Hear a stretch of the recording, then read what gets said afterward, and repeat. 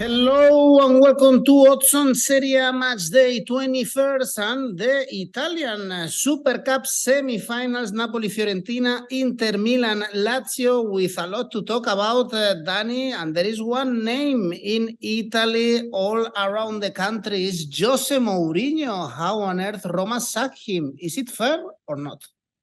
Sorry, I think it's very unexpected. Because Roma are not doing well, but they're not that bad this season, and I think the Champions League still could be reached.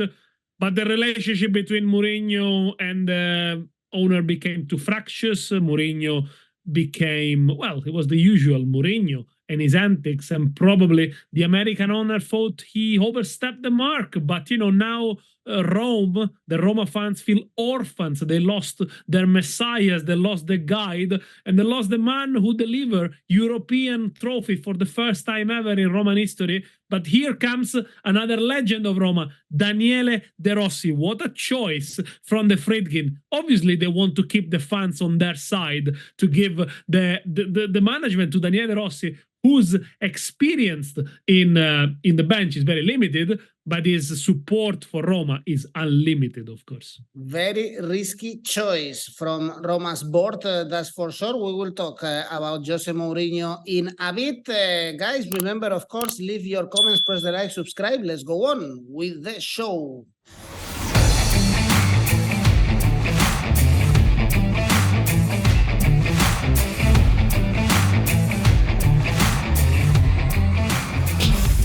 Well, Danny, and we are gonna focus first in the Italian Super Cup, following the format of the Spanish Super Cup that we saw last week. So we have the semifinals on Thursday and on Friday, and the great final on Sunday, also played in Saudi Arabia. On Monday. The final is on Monday.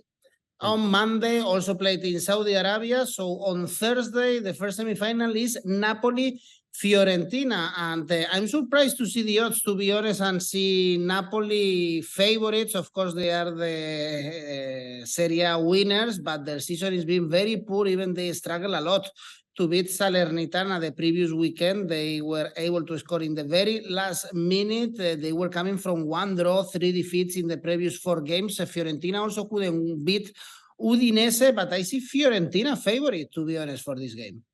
They won 3-1 at the Maradona back in October, and that's when the cracks start to appear under Rudy Garcia's reign. Rudy Garcia is gone, but things haven't changed dramatically for Napoli. Only 3 wins in 11 games under Mazzarri, and all the 3 wins by 2-1. By the way, is a coincidence perhaps, but it's also a sign that Napoli are very, very fragile. They are not able to keep many clean sheets. They often go behind in games. And against Salernitana, in the end, I think they were worthy winners because they created many more chances, but had to suffer until the 96 minutes. Look, I think Napoli are in a very difficult moment in transition. So they got new players coming on from the January transfer market, Traoré from Bournemouth, Gonge from Verona. They're still talking about Samardzic. There are some players that already been rumored they're going to leave at the end of the summer. For example, Zielinski. But you can tell it's a question about confidence. It's a question about harmony in the team. And I think the example is Kvaratskhelia. His numbers are down compared to last season. Last season, he scored 14, assisted 17 times. Now, only 5 goals so far. But this is not because of lack of trying. He's still the top shooter on target in Serie A. So he tries really, really hard. But he just can't convert. He just can't score. And I think it's a confident issue, of course, with everything going on in the environment. They're without Osimhen. They're without Franco Zamboanguissa because of the AFCON. They're going to be without Kajust. They're going to be probably without Demme. Lobotka maybe is not fit. Zielinski, we'll see. So a lot of injuries there, a lot of rejigging for Mazzarri. But on the other hand, Fiorentina, we can't say they are in a great moment. They are 4th, but they struggle a lot against Udinese. And I think since Nico Gonzalez has been out, since the beginning of December, the games have dried out. The goals have dried out a lot. There have been a lot of 1-0 wins, a couple of 0-0s, and I think Fiorentina rode their luck a little bit there.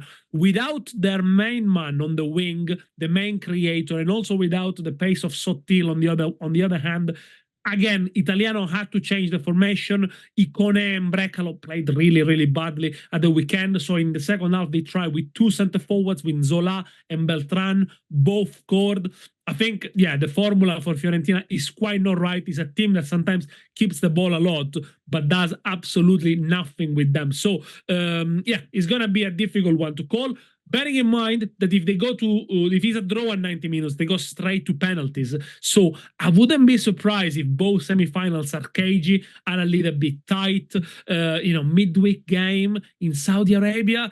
I got the feeling, we talk about this when it's going to be Inter Lazio. Not many teams, they really want to be there. Under one goal in the first half for Napoli Fiorentina for me. So if it's only one goal, you get your money back. I can't expect a high scoring game here, I'm afraid. Well, Fiorentina double chance, Danny, is 1.56. In the Spanish Super Cup, actually, we saw a very good level of football. All four teams. Yes, hopefully we can see a half of the goals we've seen in the Spanish Super Cup. I'll be happy because, yeah. They all fought for the title. It was a great show for the Arabian fans. Danny is not that positive for the Italian Super Cup. We expect a better game in Inter Lazio. I think these two teams are the ones in form. Inter, of course, was a great reaction in Monza, 5-1 victory after the suffer win against Verona, is the best team in Italy, whereas Lazio, Danny, they are hitting the best form of the season, is 5 consecutive victories in all competitions, won the derby in Coppa Italia, also Lecce. It looks like when they are not focused in Europe, they can deliver in Italy. Exactly, because they won 5 games in a row. The last defeat of Lazio was against Inter at the Olimpico 2-0, and that was right in the middle of the Champions League fight. Take that out, and Lazio have been flying. But I think Lazio have improved recently. They kept 6 clean sheets in the last 11. They are far, far away from the level they showed last season. Maybe they overachieved. Maybe players like Casale, Romagnoli, Marusic, Cataldi, even Zaccagni. Maybe last season they hit their best, and it's a bit difficult to repeat that season. But it also has to be said that now in the Lazio camp, there is a little bit more harmony. They seem to fight a little bit more for each other. And credit to Sarri for finding the right formation. With Rovella in the middle, they are able to control the game a little bit better and even allow having a midfielder like Luis Alberto, who doesn't like running back a lot, but, Rovella and Guendouzi provide enough protection. And, seems like Zaccagni and Anderson are back to their level against Lecce. Still, they consider far too many chances for their liking, but 1-0. They're becoming a bit of a masters in the tight margins now, Lazio. And that's what Inter needs to be wary of.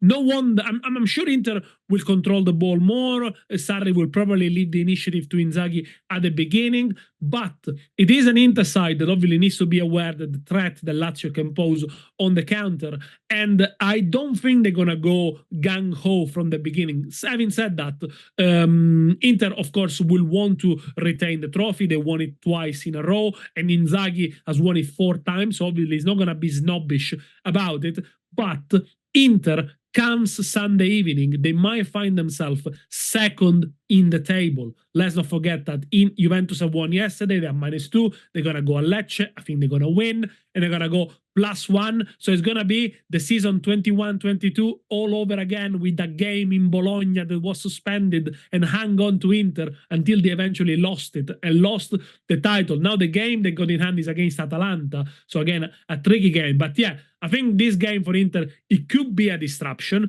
The opportunity to play 2 games in 3 days could be a distraction. Of course, the winner wins 8 million euros, which are welcome for cash-strapped Italian teams. But I don't expect Inter to go for it straight away, to push on accelerator straight away. I think it's going to be more of a calm approach. And again, as I said, yes, even a draw at 90 minutes might suit them after all. Yes, I'm not expecting a lot. I mean, it's the first time the Super Cup is being played with 4 teams, so it's a little bit of an unknown for us, yeah? Normally, it's a straight final. I'm going to go for the obvious under 2.5 goals, 193. Yes, Inter the better team, but cagey game, tight game, probably decided by an episode. I was checking the tips section of our website, Danny, and our audience in the consensus area says the same. Under 2.5 goals, tending to back Inter. In this case, let's see how this new format works for Italian football. As I said, for Spanish football, it's been very successful, especially this year, delivering very good games. Napoli, Fiorentina, Inter, Lazio. Danny, let's switch to Serie A. Of course, all the games where these four teams are involved, as you mentioned, they've been postponed till February.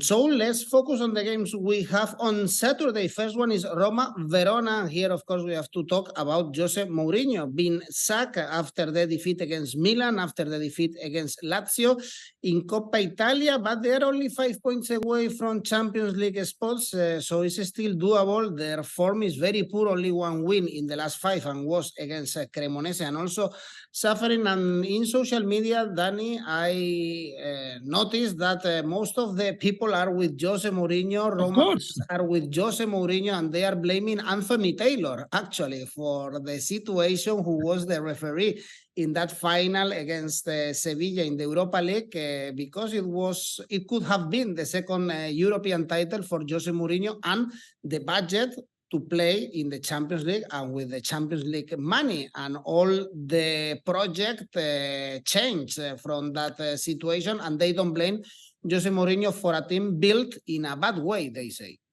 I mean, the moment when Taylor didn't give the penalty to Roma for the handball of the Sevilla player is a sliding door moment, probably, on Mourinho experience at Roma.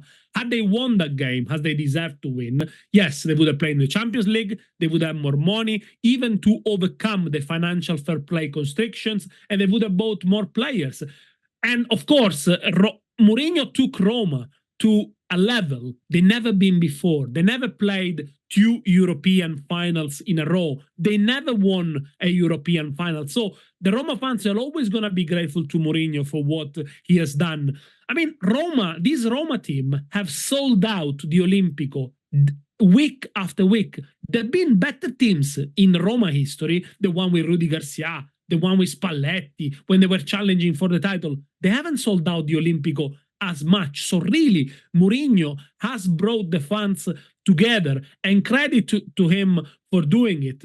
And, you know, at the end of the day, the objective of the Fredkin was to establish the Roma brand in the world, especially in Europe, thanks to Mourinho. And I think you can say, thanks to the European success, that's what he has done. Roma, everyone's talked about Roma when they won the first Conference League. Comes the league is another argument. What Roma have lacked this season against Mourinho were the improvements in terms of being able to dominate games, take the games on, especially against top oppositions. Against Milan, again, a very remissive performance.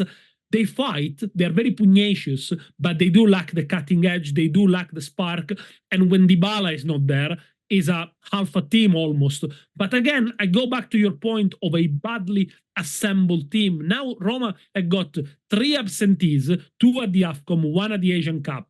There are also players that are prone to injuries, the likes of Dybala, Smalling, Renato Sanchez. But if you put the team together, then out of a sudden you might expect some shortfalls, and that's exactly what has happened. But I think, yes, the dismissal is unfair. They could have waited until the end of the season. His contract was running out in June, and I think he could have had all the credentials to take them until the end of the season. But now, good luck to De Rossi, first of all. He's a fan's favorite. I like him. He's a hero of the 2006 World Cup with Italy. He played 18 years in Rome.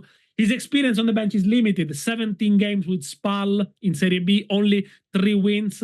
He should not change much tactically. He likes to play with a back 3, but probably he will try at least to give them a little bit more of attacking prowess, etc.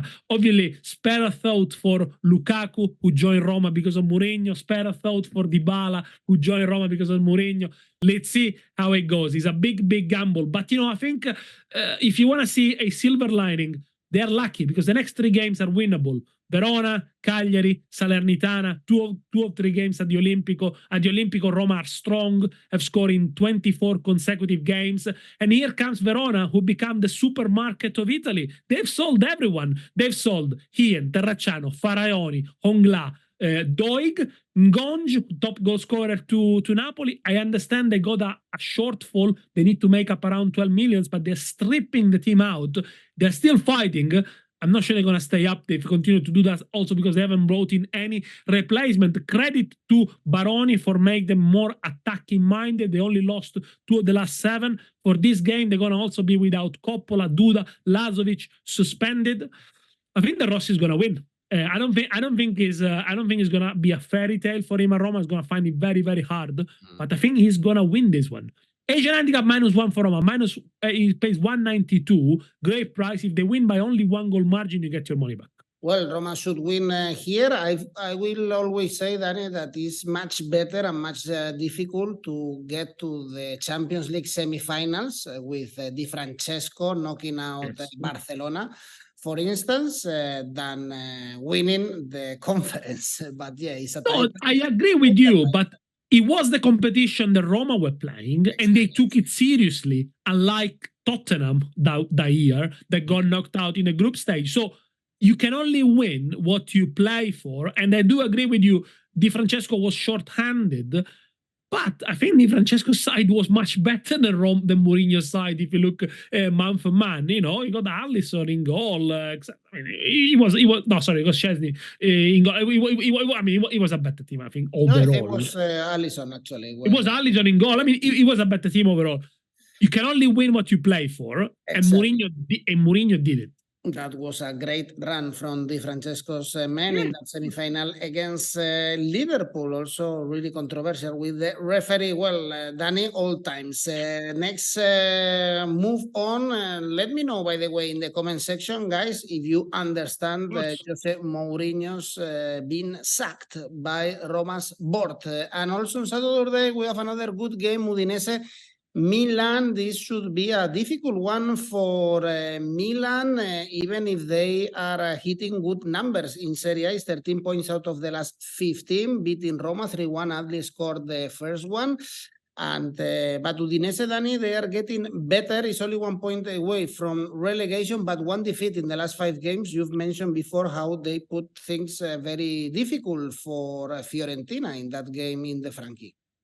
But now the big question in Italy, is he a 3-horse race for the Scudetto? Milan had got 9 points gap from Inter. That could become 6 comes the weekend. And they've improved year on year. 4 more points compared to a year ago. Only 3 points less compared to the year they won the league 2022. Only 1 defeat in the last 8. We can say they have overcome the crisis. They've turned the corner.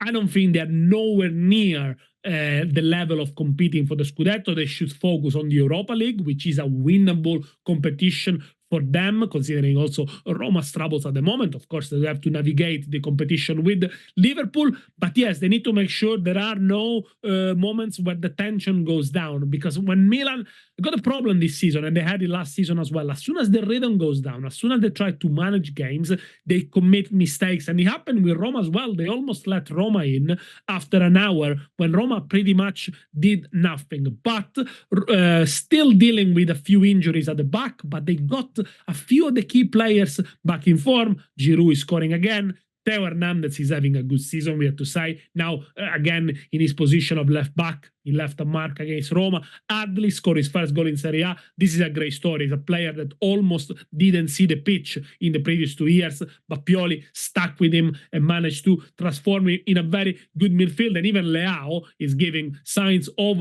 great improvements. But careful with Udinese, because Udinese, by the way, they've only won 2 games so far this season, both 2-0, and now one against Milan. One of them was against Milan. So they never win when they concede.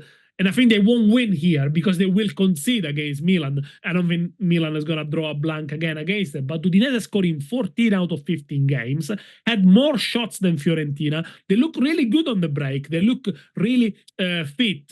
And, you know, it is a team that scored a lot of goals. It's the team that scored the most in the bottom 5. 1 more than Genoa, 1 more than Lecce, Monza, 3 more than Torino. I think this is going to be a Milan win, but a Milan win with few goals in it. I'm going to go over 2.5 goals, 195, 2-1, 3-1 for Milan. That's what I like. And Danny, on Sunday, we are gonna focus on the relegation battle. Frosinone Cagliari is the first game. Frosinone getting very close to the relegation spot. It's only 2 points away, 5 consecutive defeats, 1 point in the last 7, conceding so many goals, 5, for instance. Against Atalanta and Cagliari, they are outside this bottom 3 thanks to the victory against Cagliari. Anyway, the bookmakers place Frosinone as the favorites here. I cannot see it. I can't see it either. Cagliari more experienced, with a better momentum. I know away from home they're awful, second from bottom, worst attack away from home, win Torino and Empoli, but managed to beat Bologna in lucky circumstances. The goal is an own goal, the 2-1 an own goal from Calafiori, and the first goal is a blunder from Skorupski, and the Bologna defense probably they didn't deserve to win, but credit for Ranieri for doing a couple of tactical switches at halftime to block Orsolini on the left-hand side. You know, very hard to beat Cagliari if they improve. Sorry, I think I have to sneeze. Sorry, okay. No problem, okay. Well, winter, the editor either cuts it or leaves it and becomes a highlight. Sometimes you have to sneeze. As I said, Cagliari away from home, if they improve, they will be saved. Frosinone lost 7 of the last 8 in Serie A. They conceded 15 in the last 4 matches, but they played some top teams. Lazio, Juve, it's terrible. It's terrible. Today it's terrible. Juve, Lazio, Atalanta, second worst defense of Serie A behind Salernitana. So if you're still with us after my sneezes, I'm going to tell you that are 19 points enough for Frosinone to be saved? They done really well at the beginning of the season, but obviously now they're slowing down. It is a team that struggled to keep clean sheet. I think they need to be strengthened in defense if they want to have a chance. 75% of Frosinone games have been both to score, very difficult to outscore every single opponent. 60% of Cagliari games have been both to score.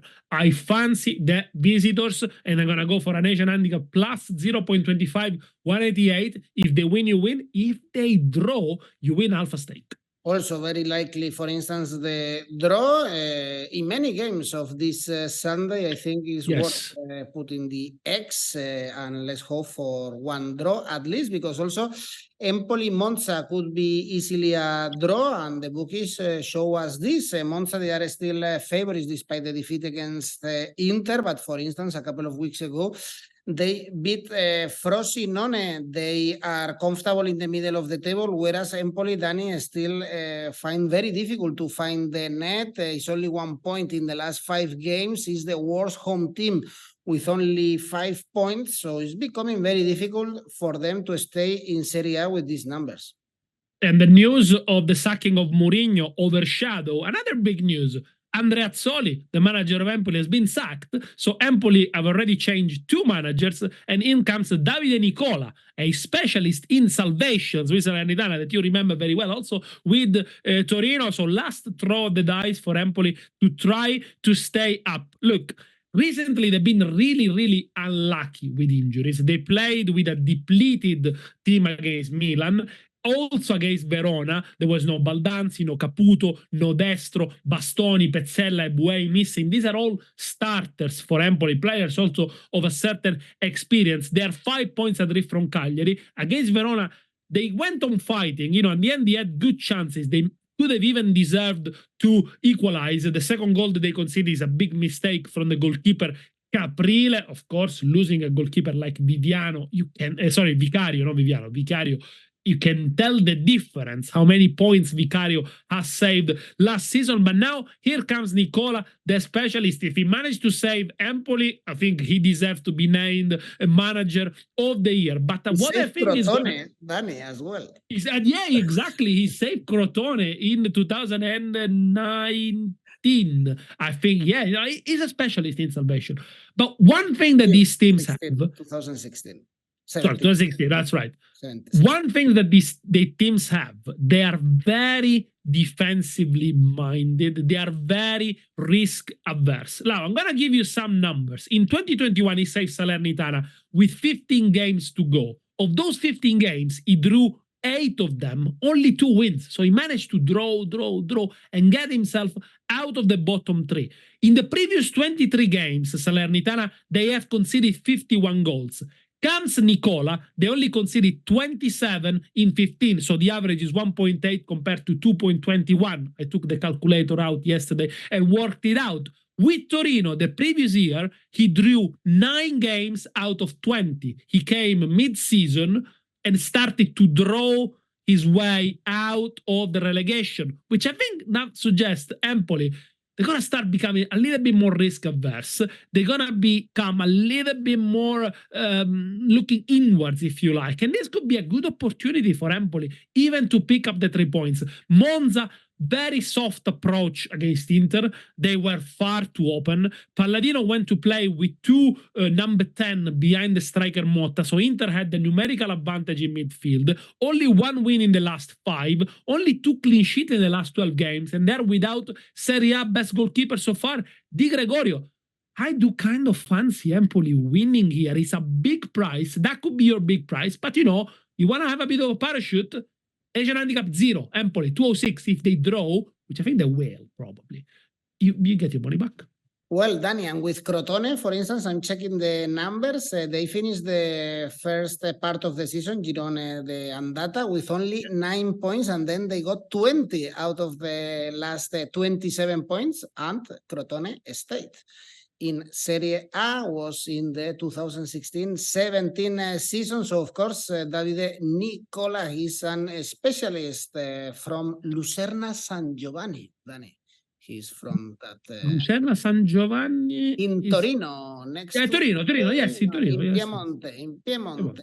Next game, Danny, also relegation battle, Salernitana, Genoa. Salernitana, they are getting a specialist of being unlucky and conceding in the very last minutes against Napoli. Yes. Juve, it's true that against Napoli, Memo Ochoa made some good savings, but they lost these 2 games against Napoli and Juventus in the last minute. Before that, they beat Verona and they drew with Milan. So that means that they are getting better and better, whereas Genoa, they are the king of draws. They are far from relegation. So that's why I could see here a draw. In all these 3 games, it could be easily all draws or 1 draw, at least. Are Salernitana lucky or they are bad or they're poor? I think it's a bit of both because they do make some big individual mistakes. You know, Fazio conceding the penalty against Napoli.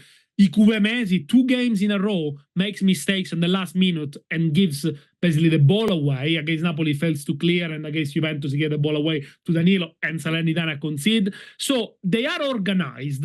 They are very pugnacious as well, but they do need a little bit of strengthening, really, and they already start signing a couple of players, Zanoli from Napoli and others. The injury crisis is over, so Inzaghi is getting some of the best players back. They got the worst defense in Serie A, only 1 clean sheet so far, but they are scoring, which is a sign of a team that is at least hoping or confident that they can get themselves out of the relegation zone. Only failed to score twice in the last 10 games, and they played some top teams. They scored against Lazio, Milan, Bologna, Napoli, Atalanta, Juve twice, and they scored both times. So at home, that's where really, now with the return also of the sporting director Sabatini, more players, that's where they really can build another miracle, which will be second only to the miracle they achieved with Nicola a few weeks ago.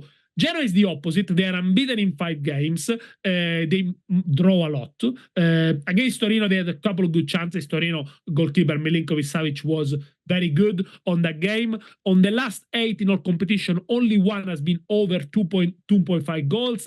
They are one of the teams that shoots the less. Actually, they are bottom for shots on target, average 2.8 per game, despite that players like Gudmundsson have been really, really good this season. Again, I fancy the draw here. I fancy Salernitana perhaps to have the upper hand. The Asian handicap plus 0.25 for Salernitana is really good. Pays 201. So if Salernitana wins, you win. If they draw, you win half a stake. Well, and the last game is Lecce Juve. Here we should agree on Juventus to win. Is a good price. Is 1.75 right now. If they win, as you mentioned before, they would go top of the table after the easy victory they got against Sassuolo, and that's big news for Juventus to win by more than 1 goal margin. It was a 3-0 for Lecce. Danny, it's been only 1 point in the last 4 games. Decent home form, only 2 defeats this season. But of course, they had a very strong start of the season, and they are going down, and this is what we should expect as well. I think that's what we should expect. If you look at the expected goals for and against, they will be penultimate, Lecce, so that tells you they have overachieved. They were unlucky against Lazio, though. I think they would have deserved to score at least 1, and yeah, Lazio won it by experience. But the truth is that Lecce have only won 1 in the last 16 in all competitions. They don't get trashed by top opposition, so they don't lose by many. Apart from the 4-0 defeat against Napoli, they always keep it respectable. They keep it very, very competitive. And at home, they are competitive, Lecce. They already won 4 games, and they scored in the last 5 games at home in all competitions, including 2 goals against Milan. The mistake that Sassuolo made against Juve is that they played far too open without having the cutting edge, or without having the composure then to string a few passes together, and they got caught in position. I think Sassuolo would have much rather had better results if they waited for Juve and tried to hit them on the counter, but Sassuolo doesn't do that. They play the same way anywhere they go, and Sassuolo is 5 points adrift from salvation. I think they are risking of going down, perhaps as much as Lecce. Lecce is going to be completely different for Juve. Lecce is going to be like Salernitana, what Salernitana did 2 weeks ago. They're going to stay solid, compact, play with a 4-5-1, try not to overcommit players. They are used to that, Lecce, from last season. It's one of the teams that spend most of the time defending their own box, and they will give the ball to Juventus for them to attack. But Juventus, at the moment, they look not only good, they look very confident. You know, they have rediscovered Vlahovic, 9 goals, 2 against Sassuolo, 4 goals and 2 assists in the last 4 games. And he's a very confident striker. I mean, he's taking free kicks, scoring them. He didn't normally used to do that. And he's trying to shoot from every sort of position. That tells you how confident it is.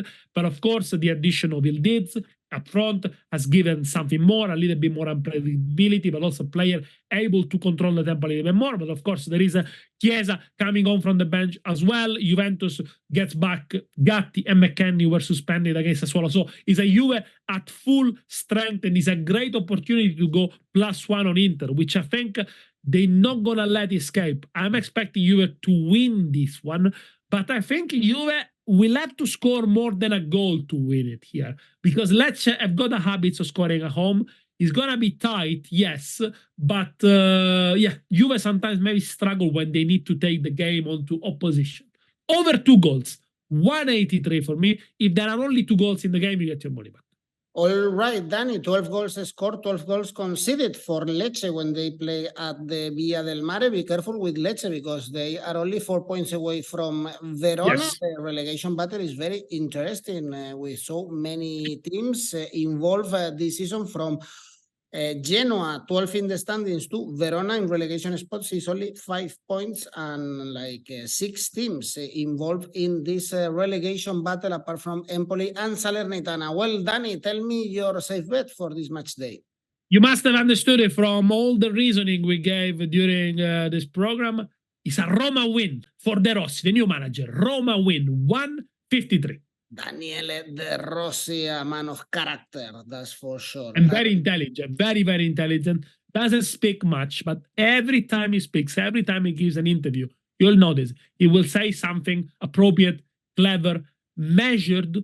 Let's not forget, he's been in Argentina, played for Boca Juniors, also there, settling really well, understood the culture.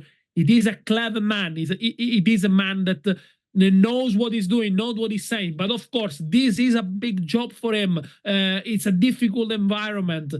I wish him the best, really. I do wish for Roma to have success, maybe not on the 10th of February.